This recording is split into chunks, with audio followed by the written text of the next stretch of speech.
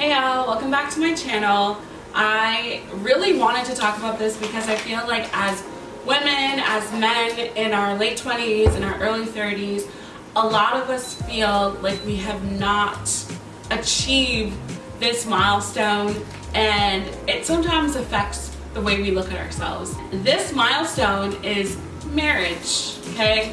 Marriage, it could be kids, but ultimately it's about being single in your late 20s and your early 30s. So stay tuned. I'm going to share my experience and some of the things that I've been learning that have just encouraged me through this season. I currently am single. It won't be for long, but I'm single right now. Most of my relationships were like over 2-3 years because I'm not someone who likes to do things haphazardly. I really commit when I'm in a relationship.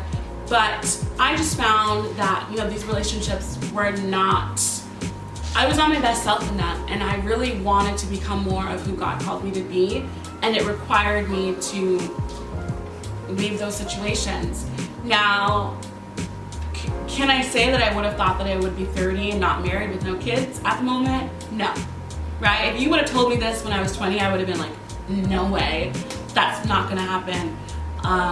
But it happened, and there was a season where it was really discouraging, where it was sad.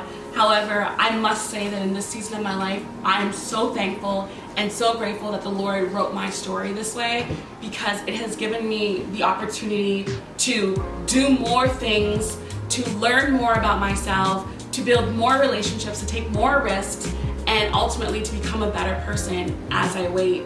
And there's some of you guys right now who feel so disadvantaged because you're not married. You feel like you're damaged goods. You feel like you're a woman, and you heard the story about Kevin Samuels where he would talk about the red zone, talk about women being damaged after a certain age, talk about, men and all this stuff. And the truth is this, right? God has created someone just for you. And unless he's called you to be single, because there's some people who've been called to not get married, but if you have a desire in your heart, that's not your calling. It is so great to be married. It is a beautiful thing from God. I believe God set us to be in partnerships in that way. And so marriage is a beautiful thing. However, it has also been used as a weapon for a lot of people. There are some places where it's like, if you are not married, you are not good enough, you have not achieved life's highest pinnacle, and it just makes you feel awful. And so I had to deal with that. I had to come to terms with being a lady who was not married. And again, I just turned 30, but in a lot of cultures, especially in my Nigerian culture, once you get to 30, it's like, girl, where's my kids? Where's my grandkids? Your mom's like, where's my grandkids?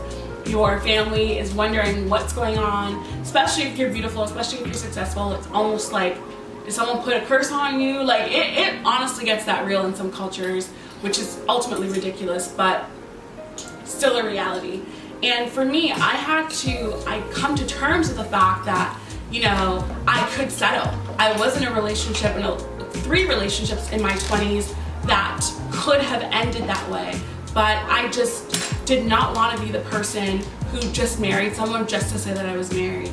I had to choose myself, and I did not shade any of my exes. I believe that I dated some of the most amazing men, but it just didn't work out, and I didn't want to force it because I do come from a family of divorce, and I understand that in our culture, divorce is just like whatever, it's not a big deal. But I want to be in a relationship where we grow old together, we love each other despite how hard times get, and so I really wanted to be careful with what the decisions I was making when it came to my marriage. And if you're like me, or maybe you're not like me, and you have just not found that person, even most of your 20s, I want to encourage you that the Lord is preparing you to be that spouse that you desire to be. And what I have done to almost move away from the obsession of marriage and having kids has been to work on myself. And this is not just me bossing up and making more money, but this means coming to terms with myself. Like, who am I? What do I like to do? What areas do I need to fix? What traumas am I carrying? Because there's so many people who rushed into marriage and did not have the time to take care of themselves, and they're paying the price now. And so you don't want to be one of those people. You want to be in a marriage that lasts. It does not matter who got married first. What really matters and what will ultimately matter is who stayed married. And I to learn this from a lot of my friends that are married. Most of my closest friends are married, and I've just been so blessed to be able to look at their examples. I've been so blessed to follow people who just have the most amazing marriages, the strongest marriages. And one thing I've learned is that marriage is not perfect. And you don't have to marry a perfect person, and ultimately you're not going to be a perfect person. But what matters is really finding somebody who aligns with what God is calling you to be, and you as a woman are able to serve that person, and that you as a man is able to lead that woman. And so don't worry if you're not married. Like, I want all of us that are not married to right now to focus less on getting married and more of, you know, becoming that person that God's created us to be. The most beautiful thing is being found as a woman when you are working, when you are taking care of yourself, when you are busy, and you don't want to be found not doing anything. And so that's kind of been my way of like realigning my focus and, you know, doing things that are important to a man, like taking care of myself, making sure that I look good, making sure that I am fit, making sure that I am working on my ability to be submissive, making sure, you know, those qualities that men like becoming more of that. Because one, I'm not just doing it for him, but I'm doing it so that our relationship is in perfect order. So my advice to any woman who is looking or seeking to be married is, one, begin to pray about it. Begin to pray about the man that you want and getting clear on that vision. Begin to pray that the Lord will bring that person into your life. And then also pray about becoming that perfect wife or that godly wife, so that when you do find your partner, they can identify those qualities in you and you guys have a beautiful godly marriage. For a man, the reverse is true too. Just continue to work on yourself and work on those skills. But marriage is not a reward, okay? It is not like the greatest thing to happen in life. It could be, but it's so important that we don't make idols out of marriage. There's so many of us who grew up in environments where marriage was literally an idol. We were obsessed about marriage. We were obsessed about being with a partner. We felt like someone else would complete us. And I'm just so grateful that I've had this time to work on myself. I think if I would have gotten married 3 years ago, if I would have gotten married to my last relationship a couple months ago, I feel like it wouldn't have worked. I feel like if I would have gotten married 3 years ago or a couple years ago, it probably wouldn't have been the best decision for me. And I probably wouldn't have ended up with the right person because of the fact that I was not clear on what I really wanted to do with my life and what I felt like God was leading me to. So focus more on yourself right now. This is a season where God is allowing you to get to know Him more, where He's allowing you to get to know yourself more. And rather than looking at it as, you know, a time of waiting, look at it as a time of serving. Serve your community.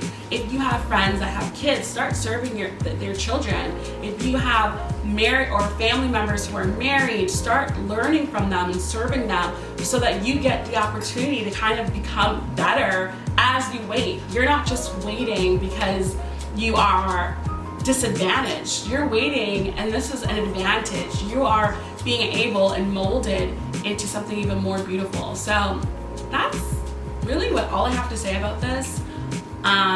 Again, I'm not married yet, so I'm not like probably the best person to talk about this, but I did want to put my perspective in it as a single woman, because I think that there's so many women like myself who've been told that you're not good enough, that there must be something wrong with you, that you are probably going to end up alone, and this is not God's design for you. Unless God told you that He has called you to be single, that is not His plan for you, and you do not have to allow fear to win. Just continue to take care of yourself, continue to blossom more into that beautiful creature that God has created you to be, and the perfect person will come and find you as you commit yourself to your purpose. Do not worry about what the world is saying. God's timing is different than the world's timing, and when God does it, it is so beautiful, and it's like nobody else could have done it. So that's what I'm waiting for, and that's what I encourage you, single lady, single man, to wait for. Let God write your love story, and it will be the best story you could have ever dreamed. take care of yourself, invest in your body, invest in your career, invest in your health, invest in your spirit, your mental, so that you are on this continuous journey of growth, and when that person comes, you just continue to move forward and you're not having to go back to offload to come forward. So yeah. Anyways guys, we'll talk in the next video. I hope this is beneficial. God loves you, I love you, and we'll talk soon. Okay, bye.